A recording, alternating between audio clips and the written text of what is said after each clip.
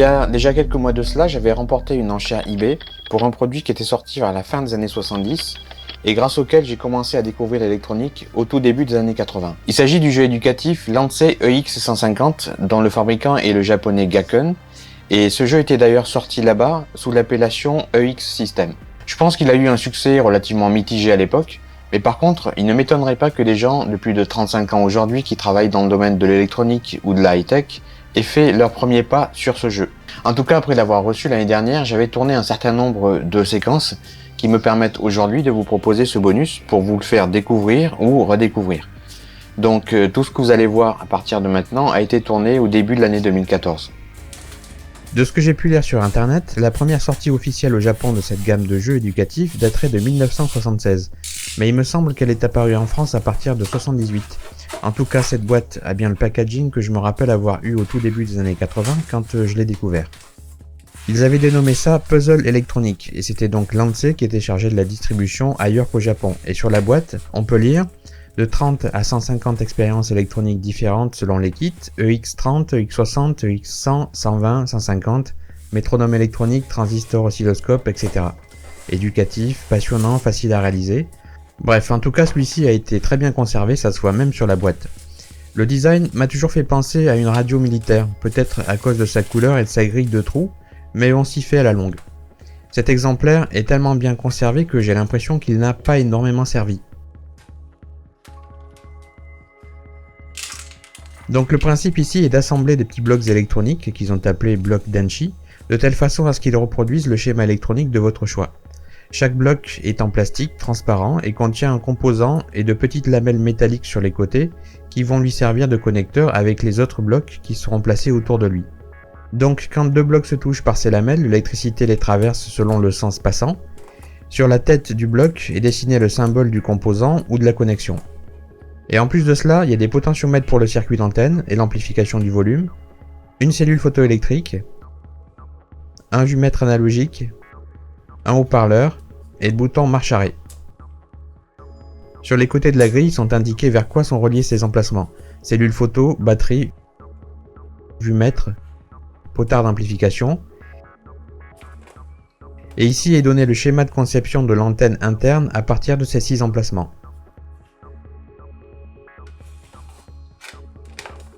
Et le tout fonctionne à partir de 6 volts découpés en 4 piles de 1,5 V.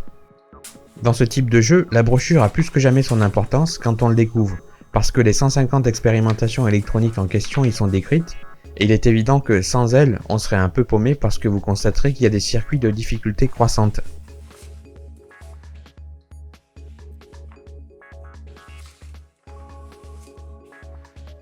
Photoradio est par exemple bien plus compliqué à comprendre pour le novice que ce schéma sur la théorie de la base du circuit NAND. Ou du circuit NOT, bien que c'est important de les connaître aussi. Sur ce schéma, vous voyez aussi qu'il y a dans le EX150 un amplificateur opérationnel qui est utilisé dans pas mal d'exemples comme ici, ou encore sur ce circuit amplifié avec transformateur. Donc on va bien sûr en tester un ou deux, mais voyons ce qui reste dans la boîte. Ceci est un micro. On a là un écouteur dont la qualité sonore reste évidemment assez médiocre.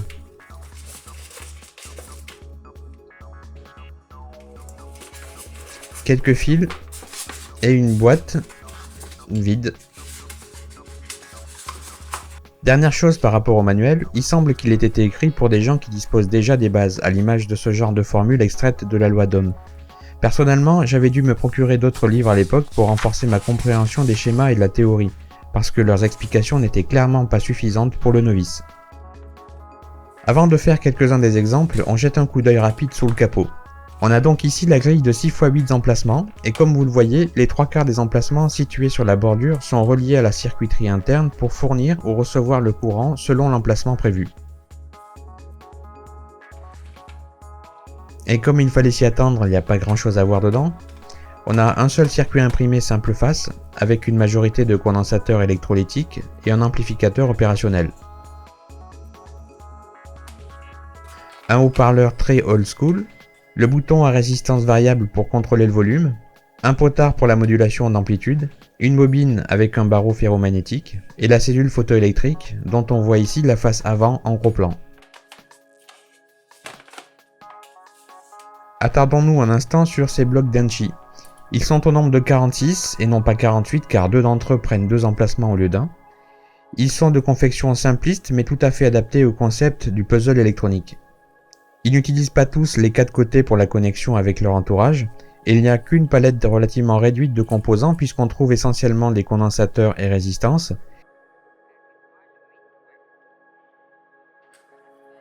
mais il y a aussi une paire de lampes, de diodes, de transistors et de bobines.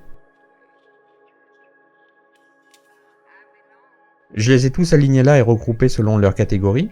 Ici sont regroupés les blocs de routage du courant, donc sans composants à l'intérieur. Ensuite on a 2 bobines, 2 lampes, 2 diodes, 2 transistors NPN, 14 résistances et 9 condensateurs. Et concernant les résistances et condensateurs, on a des valeurs assez disparates qui sont concentrées pour permettre de construire les 150 exemples. Donc quand on cherchait à faire son propre circuit, il valait mieux que les valeurs utiles soient parmi ces blocs-là. Sinon, il fallait soit changer, soit se créer ses propres blocs avec d'autres composants. On va maintenant monter 2 exemples simples de circuits et je vais commencer par m'attaquer à ce circuit Morse. Donc c'est parti, on place les blocs les uns après les autres dans les emplacements prévus par rapport au schéma, en prenant bien soin de ne pas se planter de sens ou de valeur de composants.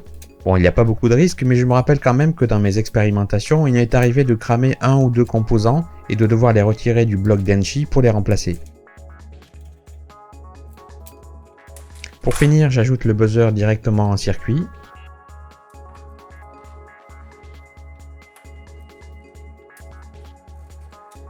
Voilà, et on peut tester.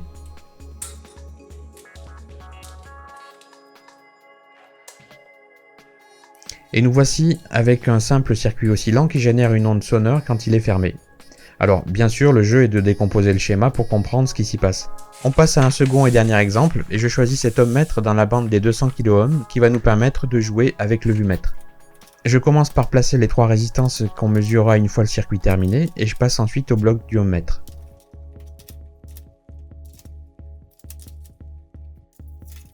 J'y connecte alors 2 câbles en guise de sonde. Voilà, on peut faire nos 3 mesures. Donc la première est une résistance de 10K. Et le vumètre se place sur le repère 20K qui est bien pour une résistance inférieure à 20K et plus grande ou égale à 10K. La seconde a une résistance de 80K, l'aiguille se place bien sur le 100K qui représente la région entre 70 et 100K. Et la troisième, avec une résistance de 4,7K, amène l'aiguille sur 10K, qui est censé représenter la région entre 5 et 10K, donc ici par contre, on est un peu en dehors des clous. Mais en tout cas, voilà un jeu qui a sans nul doute éveillé des vocations, et pour ce qui me concerne, je lui en suis très reconnaissant.